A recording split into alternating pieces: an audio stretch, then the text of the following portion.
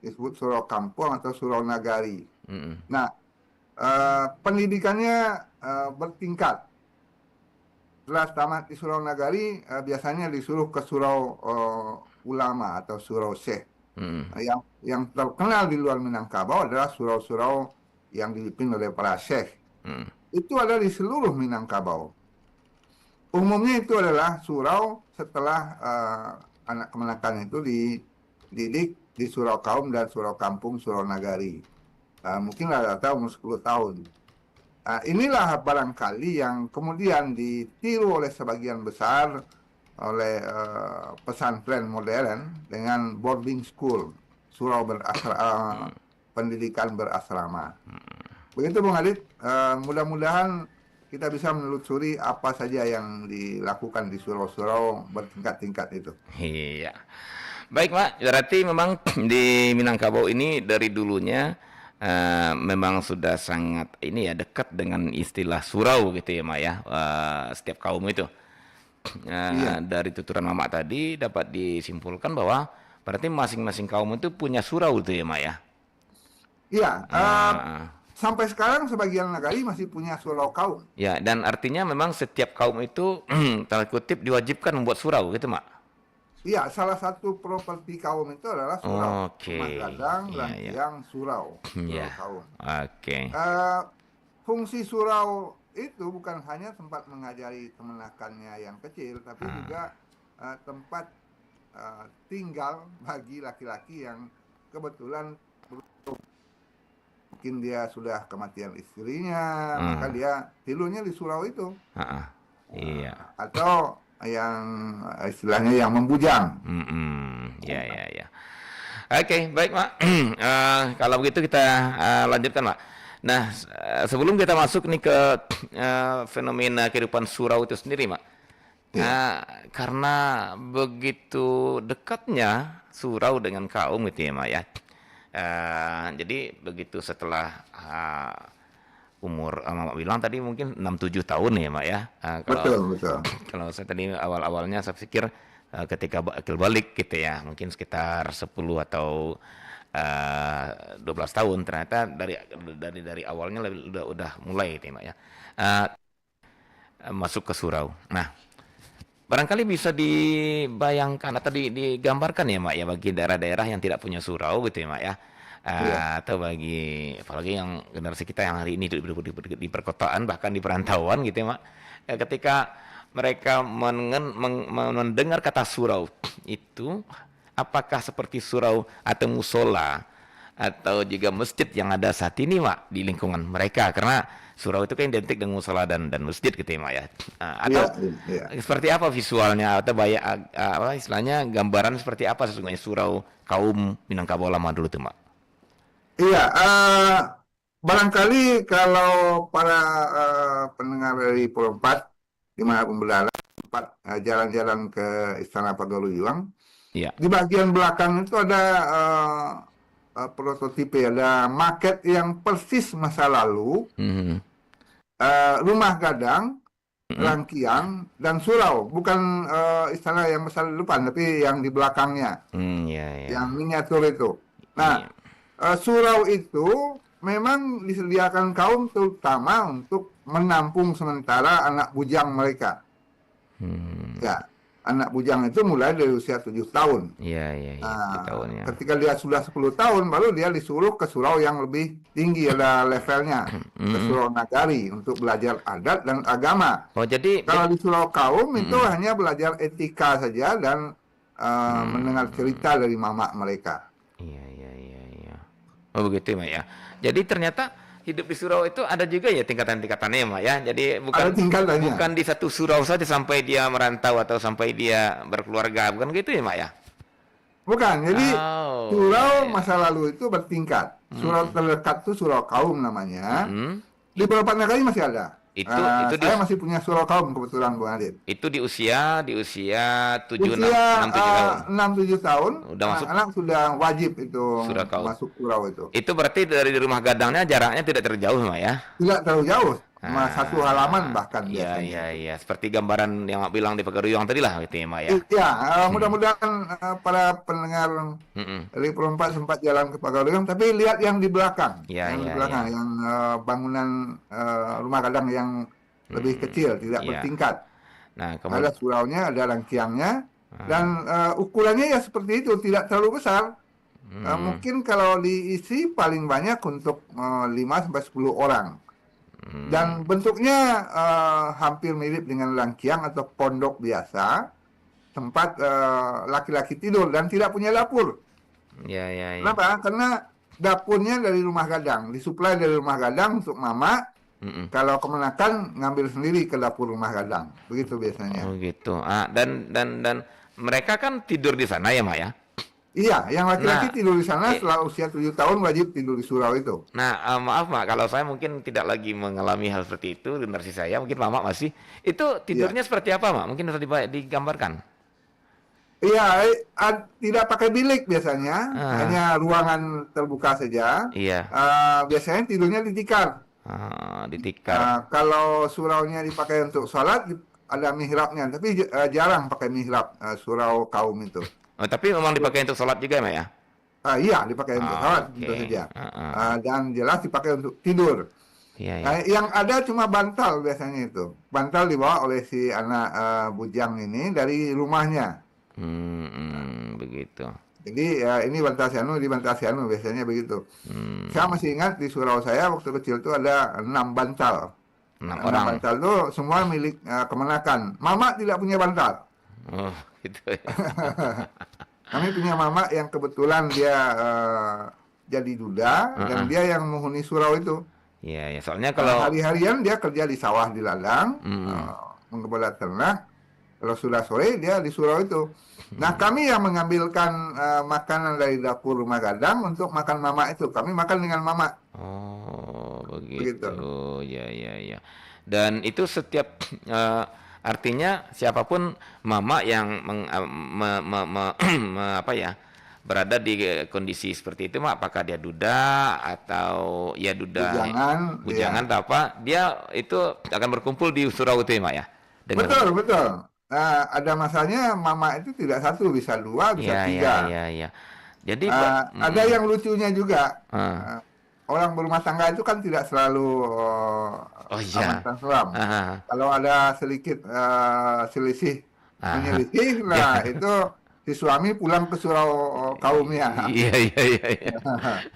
Itu jadi apa juga ya? Jadi pembelajaran juga langsung untuk Iya, kenakannya gitu itu ya, Mas. tempat proteksi laki-laki di Minangkabau. Jadi jangan dikatakan bahwa di Minangkabau laki-laki tidak dilindungi. Ada Heeh. perlindungan namanya surau kaum, tempat Iya, iya. laki-laki menyelamatkan diri kalau ada masalah dengan keluarganya. Iya, iya, Walaupun iya. dulu biasanya kalau laki-laki itu bersengketa dengan istrinya, saudara si laki-laki akan mencarikan istri baru.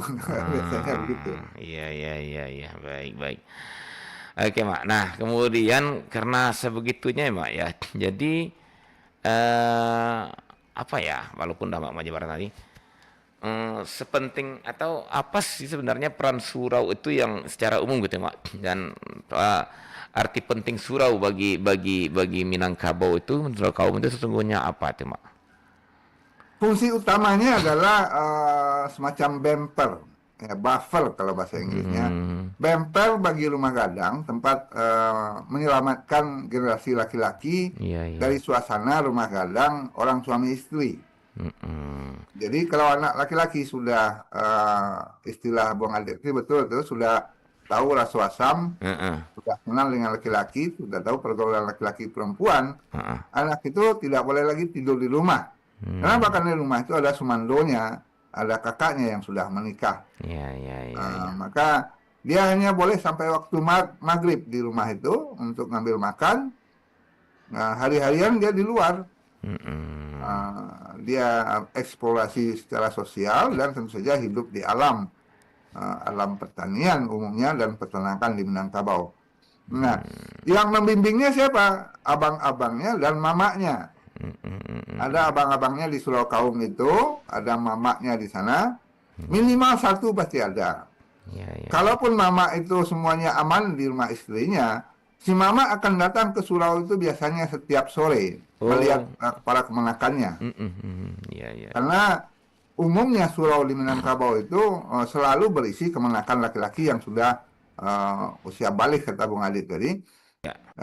Usia 7 tahun ke atas sudah tidur di surau itu. Mm. Dan itu bukan hanya dijaga oleh mama, juga dijaga oleh para ibu, terutama untuk kebersihan dan konsumsi makanan mereka.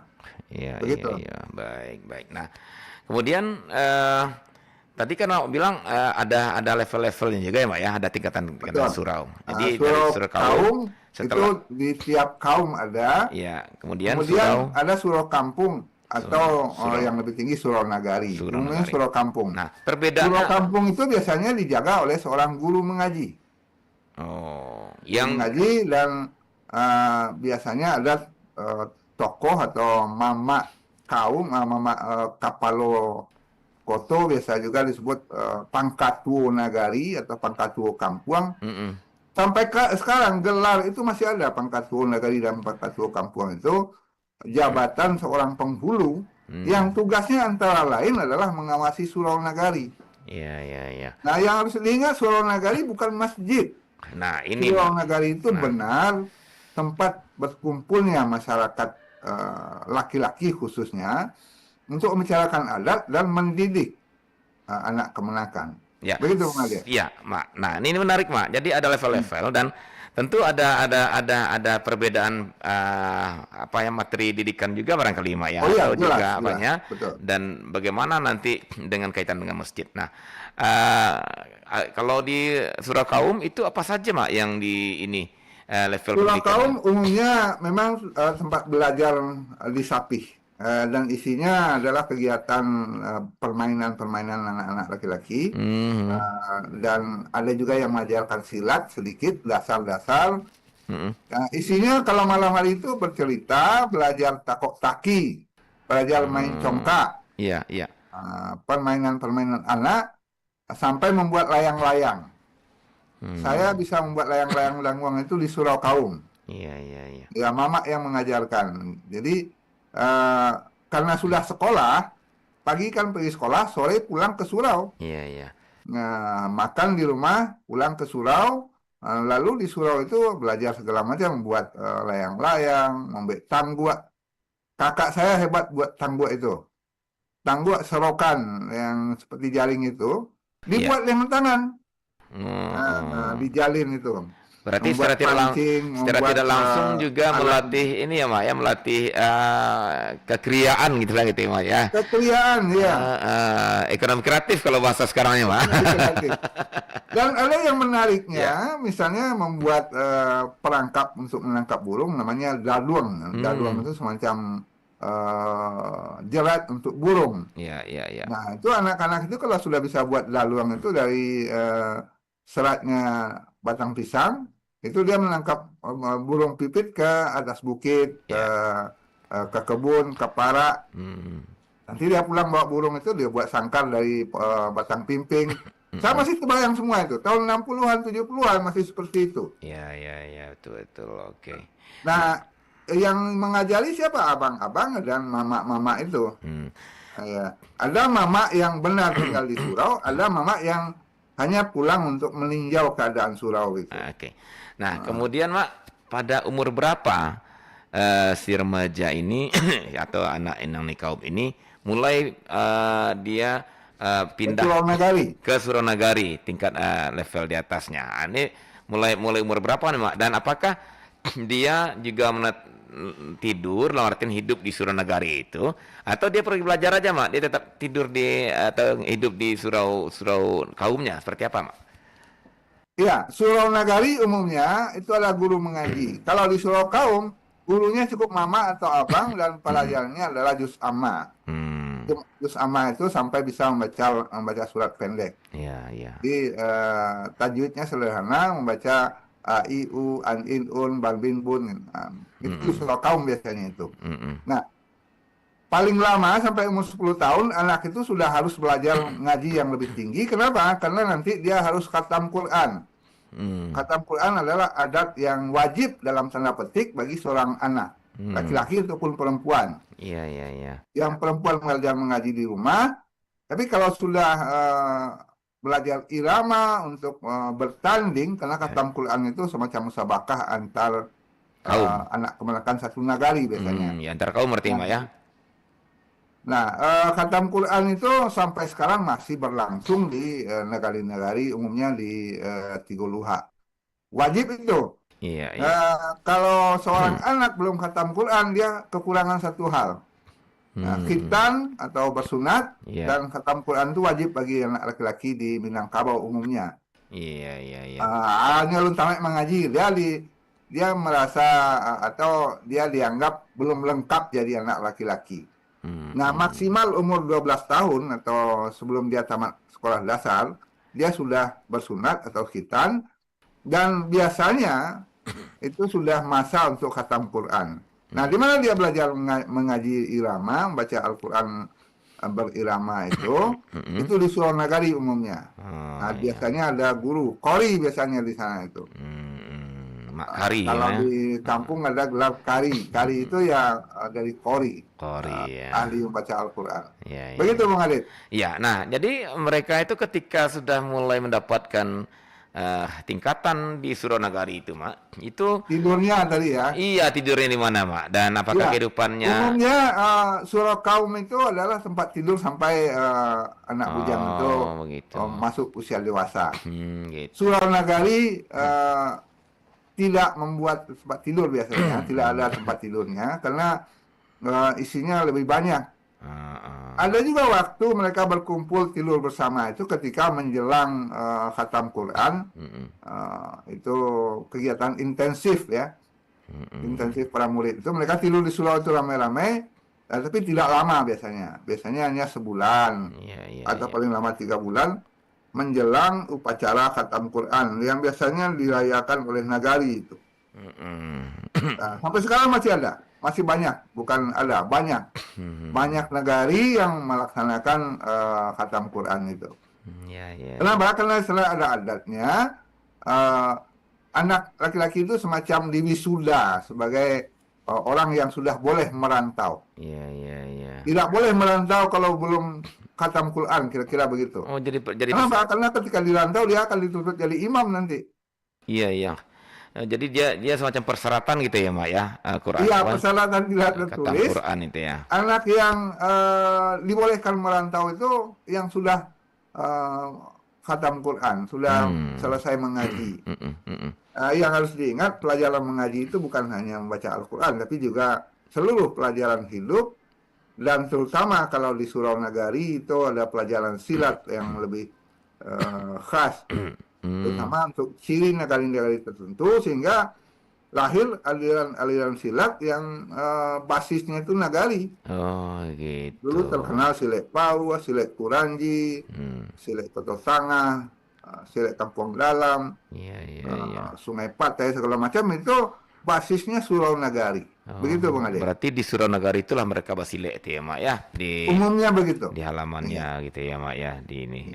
Oke, baik. Nah, kemudian kalau mereka belajar adat, Mak, itu di mana, Mak? Seperti kita dengar ada belajar penitahan, ada belajar pasambahan, macam. Itu di mana juga tuh, Mak, mereka tuh? Iya, Surau Nagari umumnya diawasi oleh Pangkatu Nagari. Itu gelar penghulu itu. Nah, Pangkatu Nagari ini punya pelajaran adat. Jadi selain ada qorinya, ada guru adatnya di tiap Surau Nagari itu. Tapi ada juga yang sekaligus kari itu dia juga mengajarkan adat. Nah, kenapa? Karena belajar mengaji itu kan tidak lama, paling habis maghrib sampai waktu isya. Itu selesai itu belajar mengaji. Karena rutin tiap hari tidak mungkin panjang-panjang. Nah, habis sholat isya jam 8-an sampai malam, sampai larut malam itu biasanya kalau usia anak itu sudah lebih 10 tahun, tidurnya agak larut, maka diisilah dengan kegiatan belajar adat itu. Biasanya pasambahan itu pelajaran wajib di Surau Nagari. Iya. Itu Bang Ali. Baik, menarik sekali ya, Mak ya. Jadi kalau dipikir di Minangkabau ini apa ya? Ya menarik gitu loh. Artinya dari kecil, apalagi untuk laki-laki itu sudah dipersiapkan sedemikian rupa gitu ya untuk menjadi orang yang berada out of the home gitu ya, di luar rumah gitu ya, Pak ya. Artinya Betul. artinya untuk Nah, ada satu hal hmm, yang mungkin perlu perlu kita perkenalkan kepada masyarakat. Ternyata semua itu diambil atau dianalogikan dengan kehidupan Nabi Muhammad. oh, Hmm. Nabi oh, Muhammad itu sampai usia 6 tahun dengan ibunya Siti Aminah. mm, Itu analogi anak Minangkabau dengan ibunya di rumah gadang. ya, 6 tahun beliau menjadi yatim piatu, ibunya meninggal, ah, diasuh oleh kakeknya. iya, iya, Kakeknya Abdul Muthalib yang harus dipahami bukan orang miskin. hmm, Istrinya saja 6, rumah gadangnya 6. iya ya, Nah, jadi orang membayangkan kakek itu miskin. Tidak, dia penguasa Mekah dengan hmm, istri 6 orang. Salah satunya nenek dari Nabi Muhammad sendiri. iya, Bahkan Nabi Muhammad itu bapaknya Abdullah itu punya saudara kembar perempuan. Namanya Ummu Hakim. Ummu Hakim ini dikatakan ibu yang putih seperti susu kulitnya. iya, iya, Nah, iya, bayangkan seorang Nabi Muhammad yang berumur 6 tahun tinggal dengan kakeknya, dengan nenek yang ada 6 orang, 6 mm, rumah gadang, ada saudara-saudara perempuan bapaknya. dengan kekayaan Dia yang, sebenarnya besar di rumah Bako. iya, iya, iya, iya, iya betul, Bako yang kakeknya penguasa Mekah, semacam wali kota lah setidaknya. mm, Jadi dia sudah hidup dalam keluarga besar dan dalam kehidupan sosial. Nah, itu yang ditiru Minangkabau sampai usia 6 tahun itu dilepas ke tengah masyarakat. Artinya belajar dengan orang lain, tidak dengan ibu lagi. iya, iya, Tapi iya, kalau Islam kan lebih ke ekstrim, ibunya diambil oleh Tuhan. iya, Nah, kemudian dibesarkan oleh kakek dan dibesarkan oleh mamanya. Abu Talib itu mamanya yang juga menggantikan si kakek jadi penguasa Mekah. iya, iya, Penghulu besar dia itu, Abu Talib itu. Abu Talib itu semacam wali kotanya Mekah masa itu. Jadi, ini inspirasi dari pendidikan Minangkabau. Nah, sampai nanti Nabi Muhammad itu bisa merantau dan menikah usia 25 tahun. Jadi baik, merantaunya itu yang ditiru oleh masyarakat Minangkabau dengan sistem pendidikan surau sampai surau nagari. Kalau di antara murid di surau nagari itu ada yang otaknya cerdas, biasanya nagari akan mengirimnya ke surau yang lebih besar, hmm, ke surau Syekh, oh, atau diberikan beasiswa pergi sekolah ke luar negeri. iya, iya, iya, Itu yang terjadi dengan Tan Malaka. Tan Malaka itu dikirim sekolah ke Eropa ya, sekolah Rajo di Bukit Tinggi. Dia oh, dari Suliki. Itu yang terjadi dengan Hatta. Nah, dia di Bukit Tinggi disekolahkan ke SMP 1 di Padang. Itu dulu Quake School namanya. Itu Nagari yang mengirim. Tan Malaka itu sumbangan kaum dan masyarakat Nagarinya, dia pergi sekolah sampai ke Belanda itu. ya, ya, baik, Mak. Menarik sekali, Mak. Nah, sekarang sebelum apa ya kita masuk lebih jauh, saya ingin mencoba memperteliti sesuatu nih, Mak ya. Iya. Kenapa? Karena menarik. Saya pikir ini kalaulah nggak dibilang satu-satunya, tapi cukup unik. Rasanya belum belum kita dengar di apa daerah lain yang punya kehidupan surau seperti ini, Mak. Ya, biasanya anak-anak itu tetap berada di rumah induknya, ya, sampai dia apakah dia berkeluarga atau dia merantau keluar dari kampungnya, kan gitu ya, Mak ya. Iya, Tapi di iya. Minangkabau walaupun masih berada di kampungnya, di tapi nggak boleh lagi di, di rumah gadangnya. Nah, kalau kita coba apa, Mak? Coba kupas. Apa sih kearifan yang bisa kita lihat satu demi satu, Mak? Dari hijrahnya si anak pra remaja tadi, kalau usia 6 7 tahun berarti pra remaja baru ya, Mbak ya. Iya, masih anak-anak. Iya. Di satu sisi kan seakan-akan itu melihat, loh kok tega-teganya sih si ayah ibunya kok gitu ya, Mbak ya. Masih usia kecil gitu ya. Kalau ukuran sekarang kan ibaratnya dianggap belum mandiri lah gitu ya, Mbak ya. Iya, iya. Itu sudah tanda kutip diharuskan.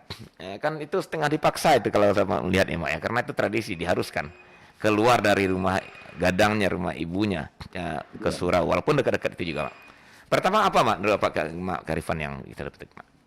Iya, karena sistem kebudayaan Minangkabau itu memberikan perlindungan yang lebih kepada perempuan, dan laki-laki itu disiapkan untuk menjadi pelindungnya. Makanya dari usia 6 tahun, anak laki-laki itu sudah dilatih untuk bertahan di luar untuk melindungi kaum, melindungi rumah gadangnya. Yang lebih dekat dulu di Surau Kaum, itu biasanya di sebelah rumah gadang saja itu. Jaraknya tidak jauh, paling agak 15-20 meter. Bisa dipanggil saja dari rumah gadang oleh si ibu. Yuang, japitlah nasi kuatok mama. Artinya dia disapi secara bertahap. Untuk apa? Untuk kuat di alam, menghadapi tantangan alam, dan melindungi kaumnya. Iya. Kaum itu adalah para perempuan. Maka di rumah gadang itu ya tempat para perempuan dan anak-anak di bawah usia remaja itu. Kalau dia sudah agak remaja, sudah agak bisa diharapkan, diandalkan untuk menjaga rumah gadang, dia tinggal di surau. Nah, kalau dia sudah lebih besar dari itu, dia diperjauh rantaunya supaya lebih kuat. Di Surau Nagari, sekaligus dia berinteraksi dengan masyarakat Nagari dan menjadi anggota komunitas Nagari untuk melindungi Nagari. Kalau dulu terkenal istilah cakak kampuang, jago kampuang. Kita harus jujur saja melihat sejarah. Ya. Dulu antar Nagari itu ada juga yang perang. Ada pergesekan, ada pergesekan gitu ya, Mak ya. Iya. Kenapa? Karena sampai sekarang masih ada peninggalannya berupa kubu pertahanan tiap nagari. Oh iya benar. Nah, kita tidak tahu apakah nagari antar nagari yang berperang sehingga ada kubu, atau kubu itu untuk pertahanan dari para penjajah. Bagian anggota masyarakat yang bertindak sebagai penjahat atau kriminal. Iya. Untuk menjaga nagari. Maka di nagari itu ada kubu. Tiap nagari ada kubunya, ada munggunya, tempat menunggu serangan ya, Pak ya? Iya, serangan, baik serangan sporadis dari para maling segala macam. Nah, identitas nagari sebagai sebuah kesatuan komunitas dan kaum sebagai kesatuan darah itu menjadi sumber kekuatan nagari itu bertahan berabad-abad. Nah, bagaimana mereka membentuk itu? Ya, dengan mendidik laki-laki itu mulai dari usia 6 tahun untuk menjadi pelindung kaum. Iya. Kalau sudah besar, dia sedikit lagi dia pelindung nagarinya. Begitu, Bang Ade. Jadi apa istilahnya, Mak? Hidup bersuku menjaga suku ya, Mak ya. Iya. Agak di kampung nagari Agak kampuang jago kampuang, agak nagari jago nagari. Iya. Itu keluar pepatah itu, Mak ya. Karena Betul. ketika laki-laki itu memang disiapkan untuk jadi pelindung ini. Jadi siapa bilang laki-laki nggak punya fungsi atau nggak punya punya kekuatan di Minangkabau ya, Pak ya. Justru dia disiapkan. Kesalahan orang memandang laki-laki tidak punya apa-apa di kaumnya salah besar. Dia justru punya kekuasaan besar untuk melindungi kaumnya. Iya. Dan dia dilindungi juga secara alamiah di surau. Kalau dalam keadaan tertentu dia tidak punya tempat berlindung, dia punya suraunya, surau kaum. Baik. Nah, itu dari sisi statusnya atau perannya dalam keluarganya sebagai pelindung ya, Mak ya, melihat kearifan-kearifannya. Nah, kemudian dari sisi didikan, Mak, apakah ada kelebihan yang Mak lihat sebagai sebuah kearifan melepas anak di usia yang katakanlah masih usia sekolah dasar gitu ya, Mak ya? Masih dini ya. Masih dini, usia di atas PAUD sedikit lah gitu ya. Di atas PAUD. Nah, itu sudah dilepas dia, Pak. Kira menurut Bapak, Mama, apalagi Mama sebagai akademisi pasti bisa melihatnya apa keunggulan atau kelebihan dari sisi didikannya nih, Mak, untuk anak-anak, Mak, yang melatih kemandirian terutama. Melatih kemandirian. Ya. Usia anak 6-7 tahun, kalau dia masih bermanja dengan ibunya, bahkan membersihkan rumah saja dia tidak bisa, itu kemandiriannya tidak akan berkembang. Tapi kalau dia sudah di surau, dia harus membersihkan diri sendiri, membuat tempat tidurnya sendiri, sekurangnya punya bantal sendiri. Tempat tidurnya harus dia bersihkan. Bukan tempat tidur sebenarnya, hanya lantai biasa saja beralaskan tikar. Harus dia bersihkan sendiri, dia harus mandi sendiri. Karena di sana itu adalah teman-teman orang-orang yang keadaannya sama, yang tidak akan menyediakan diri untuk memandikan dia, membersihkan dia. Latihan kemandirian yang pertama. Ya. Tapi dia tidak terlalu jauh dari ibunya. Dia bisa sewaktu-waktu datang ke rumah gadang, minta makan kepada ibunya, minta ganti baju segala macam. Pakaiannya masih dicucikan ibu kalau dia tidur di surau, biasanya begitu. Nah, makin dewasa dia, makin besar dia mulai ke surau kampung atau ke surau nagari, dan jaraknya biasanya agak jauh dari rumah gadang. Dia harus meningkatkan kemandiriannya untuk membersihkan pakaian sendiri, belajar masak sendiri. Kalau di surau kaum jarang ada dapurnya. Kalau di surau nagari ada dapur biasanya. Oh gitu, di surau nagari. Karena di sana ada guru yang menetap. Nah, siapa yang memasak itu biasanya murid-murid. Saya belajar masak di Tungku di surau Kampuang dulu. Oh gitu ya, Mak. Iya, jadi disuruh cari kayu. Jadi Ada Mak, masanya kami ke hutan mencari kayu untuk memasak, disiapkan untuk dapur guru namanya. gitu. Jadi, Oh ya, ada yang terlupakan sedikit, Bung Adit. ah, Kalau di Surau Kaum, itu otomatis anak-anak itu ke surau, karena yang di surau itu mamanya. iya. Tapi kalau ke surau nagari, itu biasanya diserahkan oleh mama atau bapak si anak kepada guru. Oh, Ada upacara menyerahkan anak atau kemenakan ke guru ngaji. oh gitu. Saya dulu diserahkan dengan selembar rotan. Diberikan rotan. Nah, kalau macam-macam si Bu Yongko ustadz yang penyelesaian. Jadi kalau nanti saya dipukul pakai rotan itu adalah amanah dari orang tua saya atau dari mama saya. Ini agak berbeda dari pendidikan sekarang. Iya, kalau sekarang jangan coba ya, Mak ya. Jangankan pakai rotan, pakai tangan aja itu 5 tahun nunggu, Mak. Iya, kebetulan saya surau nagarinya agak jauh, namanya di Surau Gadang. Saya di Batu Apa, jaraknya itu sekitar 2 atau 3 kilometer. Iya. Jadi pergi mengaji itu agak jauh, dan yang diserahkan waktu itu tidak pakai uang, pakai ayam. Serahkan seekor ayam betina, serahkan beras, tidak tahu saya berapa banyaknya, mungkin sekitar 2 literan. Kemudian sebuah rotan. Iya. Nah itu diantar ke Surau Nagari oleh bapak saya waktu itu. Nah, apa Mak kearifan yang Bapak kearifan lokal yang bisa Mak tarik dari ketika si anak mulai memasuki surau nagari tadi Mak, kan ketika masuki surau kaum dia otomatis gitu ya. Yang membuatnya otomatis adalah memang kultur ketika dia sudah tahu juasannya harus turun rumah gitu ya, masuk ke surau gitu ya. Karena tidak boleh lagi bercampur dengan saudara perempuannya, kan gitu ya, Mak ya. Betul. Saya pikir ini sebuah didikan apa ya, antisipasi incest gitu istilahnya, Mak ya. Betul, incest. Yang hari ini terkadang itu sangat memilukan lah gitu ya, Mak ya. Nah, Minangkabau dari awal. Yang harus diketahui Bung Adit, di rumah gadang itu tidak satu keluarga. Ya. Saya punya 3 ibu. Ibu saya, adik ibu saya, dan ada Uncu yang kecil. Iya. Jadi 3 keluarga kecil di dalam rumah yang satu itu. Nah, dan etek saya punya anak perempuan yang seusia dengan saya. Iya. Jadi umur 6 tahun saya tidak boleh lagi main dengan saudara perempuan itu. Saya harus ke surau. Begitunya Minangkabau mencoba memproteksi tanda kutip kesucian anak-anaknya gitu ya, Mak ya. Betul. Okay. Jadi yang di rumah itu, yang di rumah besar, mungkin rumah gadang selalu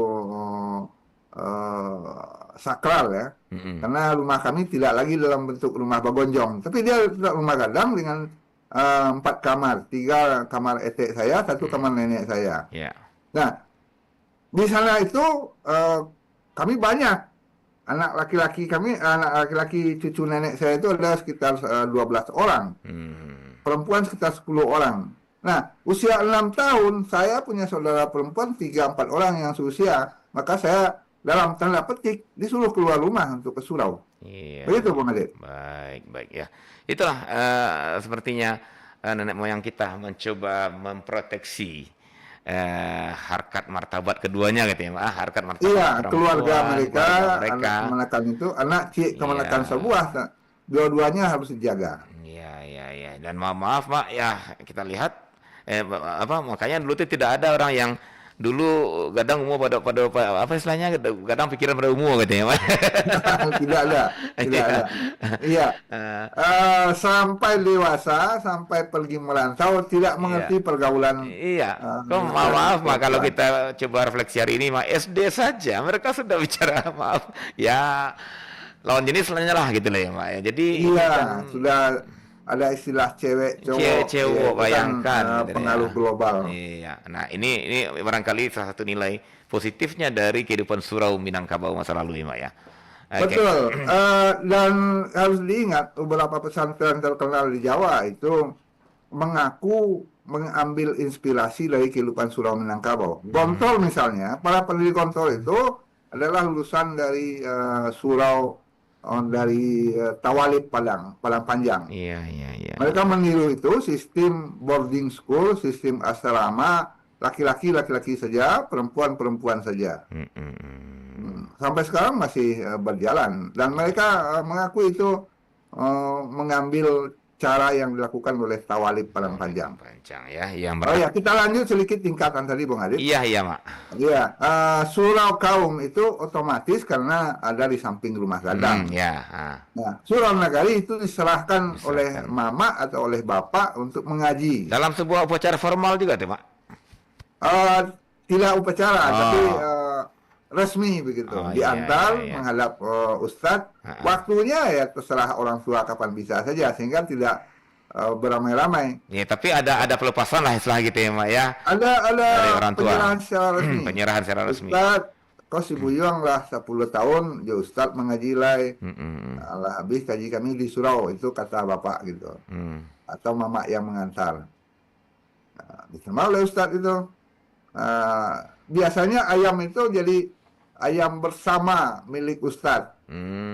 Digaji ustadz itu waktu itu dari telur ayam saja. Oh gitu ya, Mak ya. Oh, jadi ayam yang dikasih ayam betina dong, Mak, kalau itu, Mak ya. Iya, iya. Harus ayam betina gitu ya. Nah, yang mengurus itu kami, murid-murid. Oh gitu ya, ya. Saya masih ingat, Mak, pernah dengar kalau guru ngaji itu dulu dikasih sawah. Kemudian yang mengerjakan sawah itu Ada sawah, ada tabe. ada tabe ya, yang mengolah sawah dan tabe itu murid-muridnya gitu ya, Mak. Ya, betul, Iya, Mak? iya. Oh, Jadi gitu ya. ada surau nagari itu yang sekaligus jadi masjid nagari. Itu ada tabeknya untuk guru, ada sawahnya untuk guru, dikerjakan oleh murid. Iya, iya, Nah, iya. kebetulan tempat saya mengaji itu di perbukitan, namanya Bukit Tinggi lah. Ustadz Jalil suraunya tidak punya tabe, tidak punya sawah.